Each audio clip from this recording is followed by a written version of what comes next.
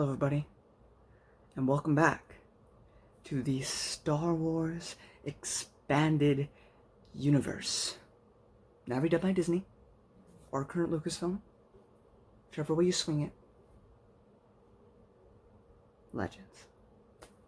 So, today, I have for you, the Jedi, Young Jedi Knights, the first 6 books in the series, which covers the entire Shadow Academy arc. They're young adult novels, so they range from like 100-something pages to 200-something pages. They're not super long to complete, though they can take about a day if you have a life and you have stuff to do. Otherwise, you can usually finish it, I don't know, 2-4 hours if you just like don't stop.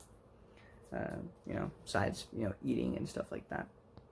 So, and the reason I'm doing 6 is just because I don't feel like these books have enough in them to warrant an episode dedicated to just them. I know Matt Wilkins has been doing them individually, but he's cooler and he knows, like all the lore and all the stuff within it. And I'm going to go back to the prequels and stuff, and I'm also going to go read those 1977 comics that were made for Star Wars, which apparently relates to, some of the stuff in here. But since I haven't read that, I just don't have that really to talk about, besides what Matt Wilkins has said about it. So I'm just going to, that's why I decided to just do the entire arc. For example, for the Junior Jedi Knights, which will be next, I'm going to do all of those books as one video. And then because there's 14 books in the Young Jedi Knight series, I'm going to do 7 to 10, and then 11 to 14, and then we'll be finally moving on to New Jedi Order.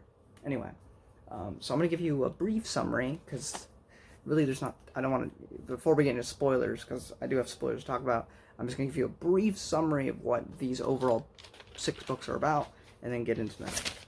So, first book, Heirs to the Force, book 1,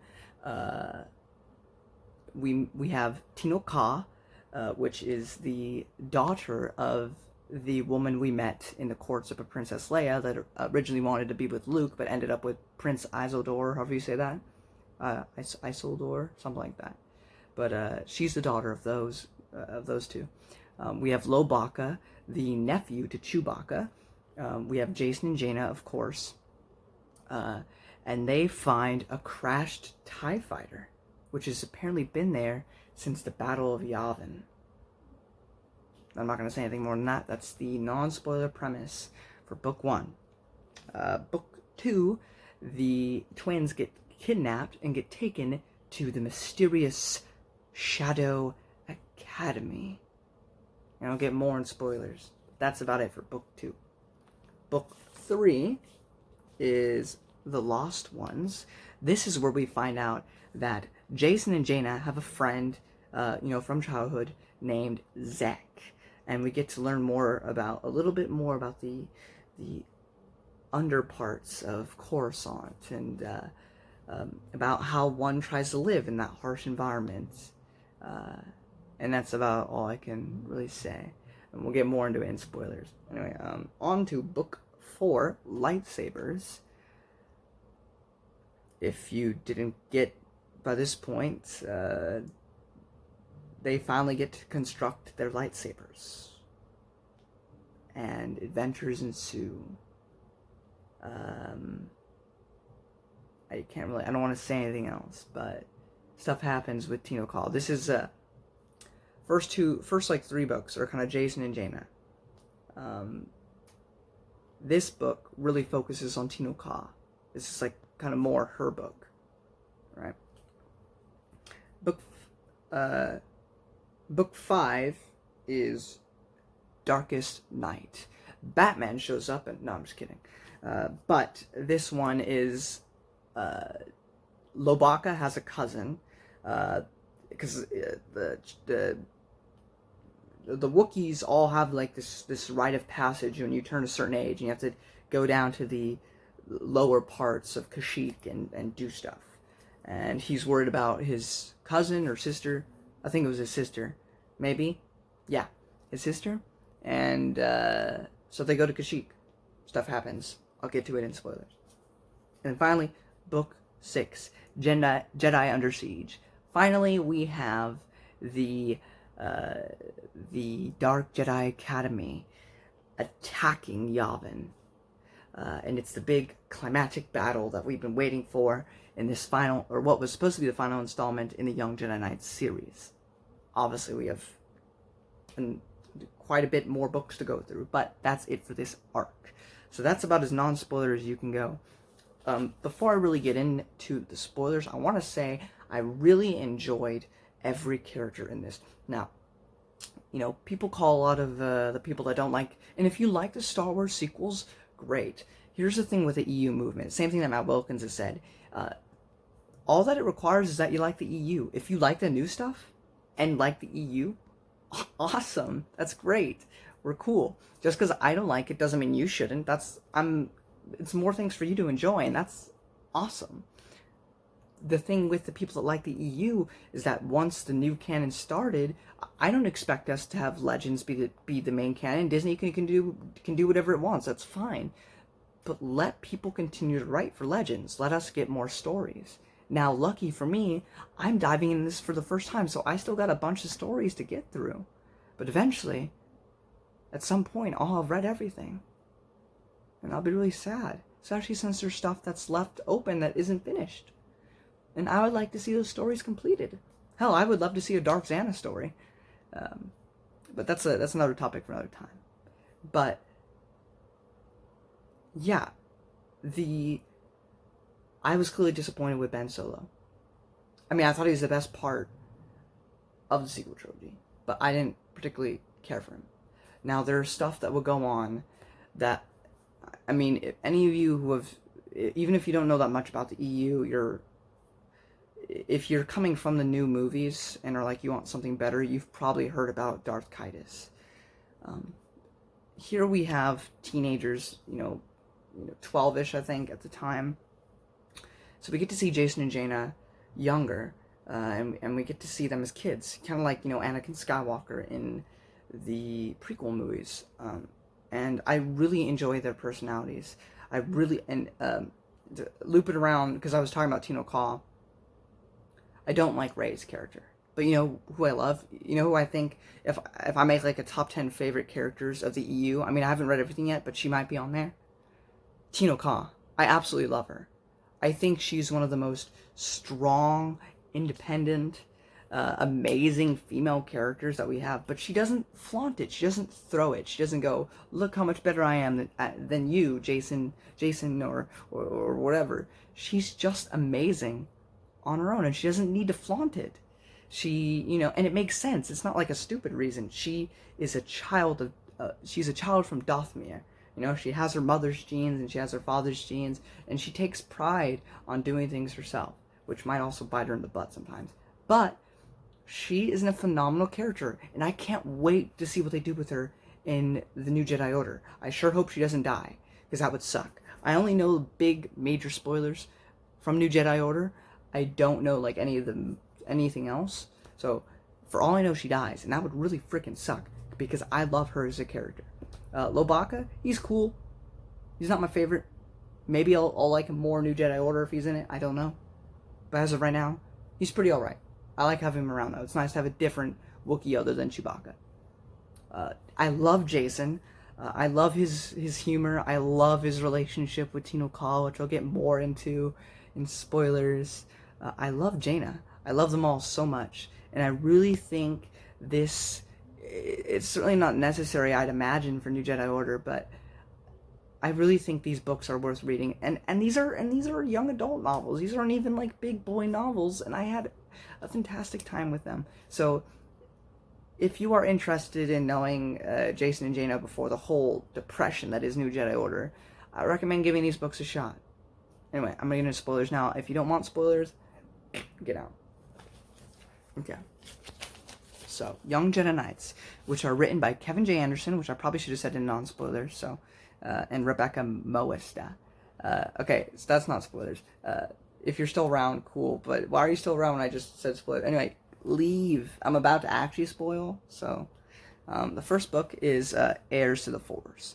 This takes place 23 years after the Battle of Yavin. This is after the Hand of Thrawn and everything. So, my first note is that Jacen and Jaina have been at the academy for a month. So we don't even get to see them like show up, like they've already been there. They're starting the training, and it's really cool. We get to see more of what, I don't know if these were in before the Corellian trilogy, but still, there we saw that, you know, Jacen, he was super in tune with like living things, like animals and stuff. He was good with that. And we see that more here, and we also see Jaina, of course, tinkering with things. And I already mentioned in the non-spoiler, Tino Ka is the daughter of Prince Azador and Teniel from Courtship of Princess Leia, which I love that continuity. Oh my goodness, a book that I read, like, what is it, like a couple months ago, and it's relevant. Like, you'd be like, okay, Tino Ka, cool. You wouldn't even think about it if you hadn't read that book. And if you had, you're like, oh my goodness, it's the daughter of this person that I remember reading about. That's what I freaking love. I love Star Trek, but there is not as much continuity within that. And that's one of the things I think that many EU people love the most, is the continuity, the way everything just seems to fit together. Do you need everything to enjoy Star Wars? Maybe you're only an Old Republic fan. Maybe you're only a post-Return of the Jedi fan. Maybe you just like the stuff in between, and you don't want to see anything after the movies or before the movies, and you want to see like the in-between 3 and 4. There's stuff for you. And maybe you want all of it, and that's awesome too. But for those who do want to see all of it, they get to see this interweaving, interconnected thing that almost rarely, it does happen, but rarely contradicts, and that's awesome. Anyway, wow, this video is going to be a lot longer than I thought it was going to be. I thought I was going to breeze through it, but I'm taking my sweet butt time. Anyway, my next note was I love Jaina and Jacen's relationship. They seem like best friends. I fight with my brother a lot. But my best friend in the world is not my brother by blood, but he is my brother. Finn Shamrock, my friend Donnie. We also make videos on Finn Shamrock, so those are like funny videos. So and gaming content sometimes. If you're interested in that, you should go check that out. Little plug in there right there. But anyway, their relationship, I mean, it kind of is like less explored as we deal with the other characters. But it's always like kind of there. Like she has like this like extreme connection to her brother, like through the Force, like Luke and Leia kind of do. But I instantly fell in love with how they're just like the best. Like they don't really fight that much. I'm sure they probably might in New Jedi Order, because that's like a lot more serious.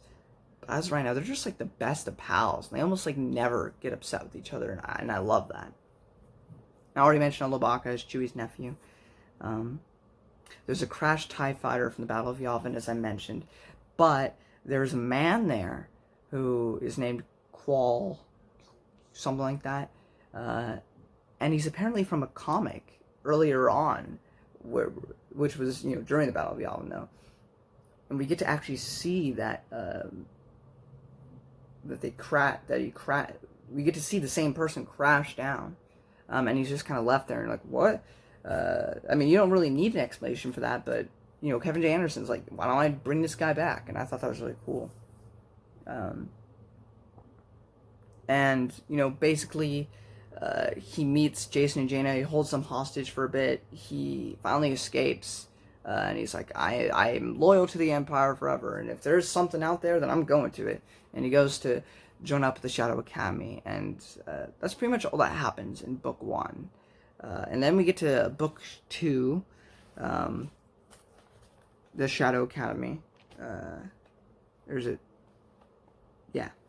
A mysterious lady takes the kids. We later find out that this is Thomas Ka. She's from Dothmere, and she's a resurgence of the Night Sisters, because the Night Sisters were pretty much weeded out, and she's trying to like bring that like whole idea back. And I know right here, I like Tino Ka a lot so far. Even in Book 2, I was like, she's cool in Book 1, but by Book 2, I was always like, I'm falling in love with her. I believe this might have been written before the New Rebellion book that we read a bit ago, but we have Brackus returning from that book, which is really cool.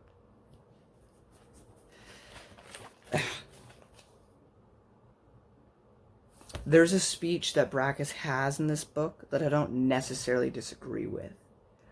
because he talks about. Now I know I've recently learned. I didn't know this. I know I mentioned stuff earlier. I was wrong.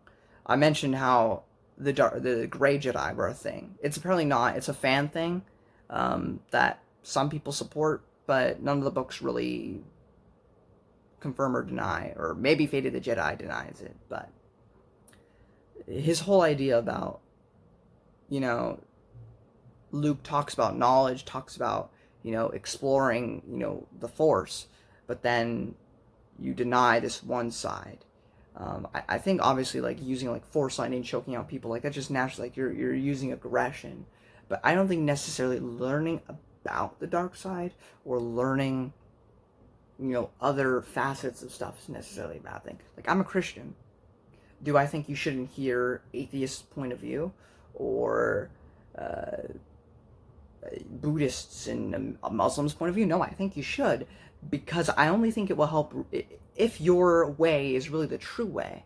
So if the light side of the Force is really the right path, the right way to go, then scrutiny won't matter. You'll hear other points of view, and you'll realize how weak those are, and it will only help reinforce what you already believe.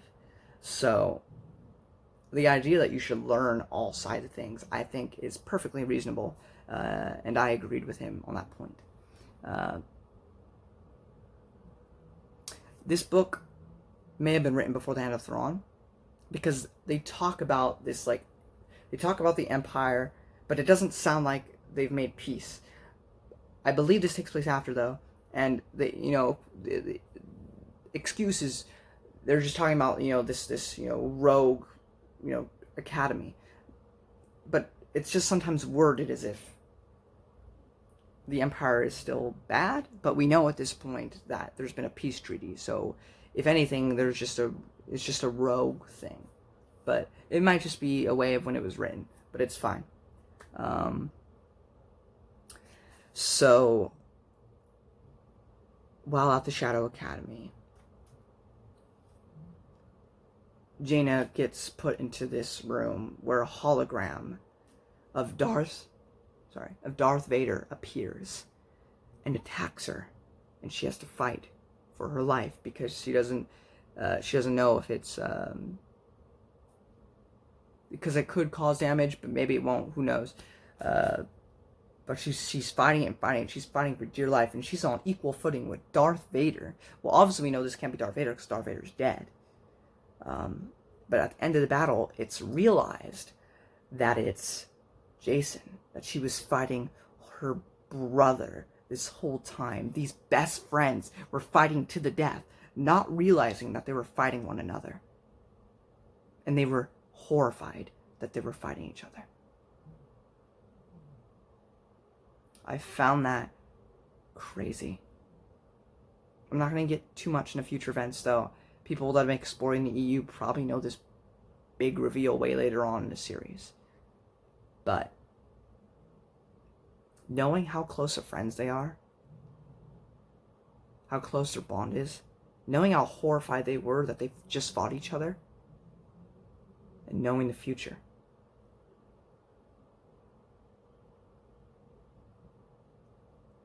It's gonna suck. I'm not looking forward to reading that book. Those of you who know what I'm talking about know what I'm talking about. I'm assuming if you're reading this or watching this, you probably know a lot more about the EU, because I don't imagine a lot of people are looking up for Young Jedi Knights reviews unless they're a big fan of the EU. But if for some reason you just wanted to read these books and you don't know about future stuff, I don't want to spoil it. I don't know, it hit hard. Just even knowing the knowledge of the future, it hit hard for me personally. And it just felt like big symbolism, because Jaina saw Jason as Darth Vader, and knowing the future. It's crazy. Anyway, moving on to book 3. Oh my gosh, we're already at 19 minutes. Still got 4 more books to go. Let's go.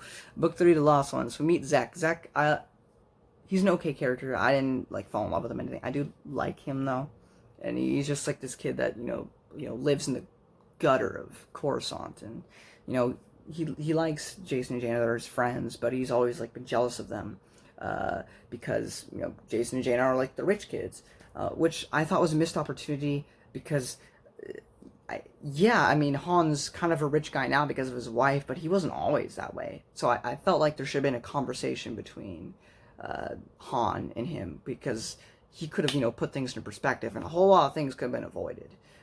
Because I feel like, he feels like this entire family doesn't understand him, but Han would completely understand because he used to be like that.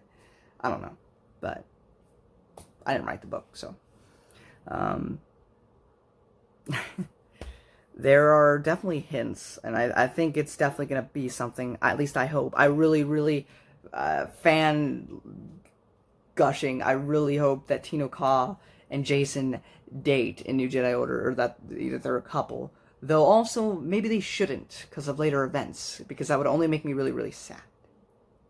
But, I would love that. Even though it'd probably be heartbreaking later. But, I love them. I love their chemistry. I love their friendship. I love it, love it, love it. I'm such a freaking weeb. I can't believe I just, so many relationships. Myrax and Cornhorn. I love it. When it's done well, I love it. Zek gets, what the fudge, is that right? Oh, he gets embarrassed at the dinner party because there's these plants, then he starts to eat them, and they're like, that wasn't food, and he just feels super embarrassed in that entire meal, and that's kind of like what sets him off on his, like, beginning of his journey to the dark side. Wow. So they wrote, these ships get blown up and they die in a part of this book because the Shadow Academy is cloaked, and they just give so much characterization to this captain and one of her crew, and he's like, you know what, we should get married or something like that. Like there's like this funny banter going on, and it's like really sweet, and then they do that entire scene just to kill them off, and I was like, you jerks, you made me like these characters in like a couple pages just to freaking kill them. It was crazy. Okay, so no way it's a trick, it has to be like Hand of Thrawn. We get to see the Emperor is back again. Really? At first I was like, nah, you wouldn't dare. Like, we've already dealt with him twice. Like, he's been around for the prequels and the original movie. Can we just not have him back again? But then I was like, nah, they're not that stupid. They wouldn't do that. They wouldn't. I would have heard about this. People would have been pissed. They would have used this as their defense for the sequels. There's no way. So I was like, this is a Hand of Thrawn situation. This is a fake Thrawn situation. There's no way. I would be vindicated later, but for now, I'll save my... Actually, no, you know what? I'll talk about it now. We find out that the royal guards, they wanted control of a new empire, and so they knew that nobody would listen to them, so they made a fake emperor to... But it wasn't like an actor this time. It was like they were using like old videos of him, using like weird like computer images to like for any new thing that he had to say. Like if he had to address Brackus specifically or something, they have like this like computer generated thing to say it. But they mainly tried to just use like old stuff that he had in like memory banks and stuff. So I was just like, yeah, I was right. He's fake. There's no way. But it didn't hit as hard as Hand of Thrawn, because Hand of Thrawn already did it. Though, of course, they told us right off the bat, whereas this didn't. So this gets points for doing it in that order, rather than telling us right off the bat. So, good on them. So now we get on to Book 4, Lightsabers. They make lightsabers, and it echoes New Hope, because Luke has them use a little orb thing, like he did in the Millennium Falcon, to practice the sword blades. Practice the lightsaber duel thing. Jaina has a violet blade. It's purple.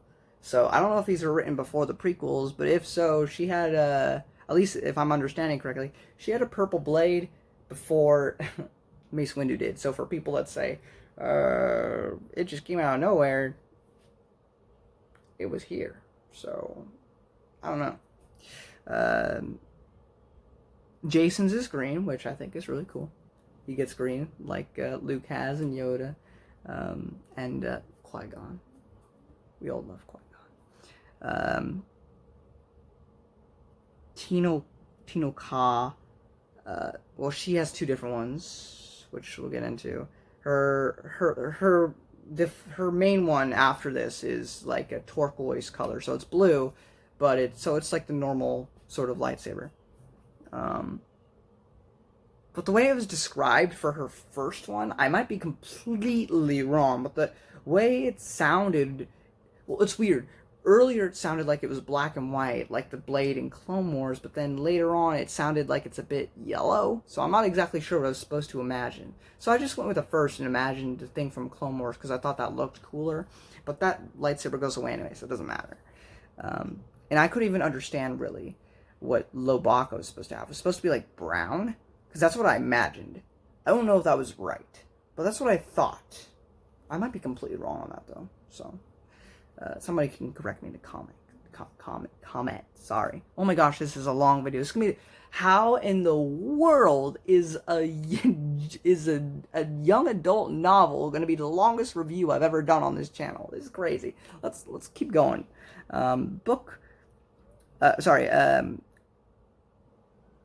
So Tino Ka's arm gets chopped off.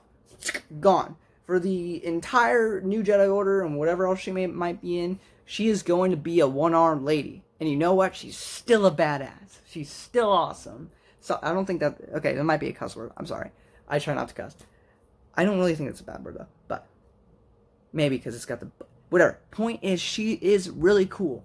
Even with one arm. She's an awesome character. Love her. But, understandably, Jason feels awful about that. Because they should be in love, and he freaking hurt her. Though she doesn't blame him at all, which I freaking... She's such an amazing person. And again, I echoed it. I love Tino Ka and Jason. They need to be together. That was one of my notes. Because he tries to comfort her and stuff. And they have a moment where, he's trying to make her laugh and stuff. And, she puts her head on her chest. And it's not even really romantic. Because, I don't think they're really thinking that way yet. But he's just there for her.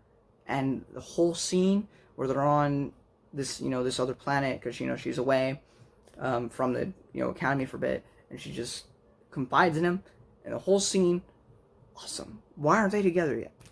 The Bartox assassins, the insect things, they were really cool.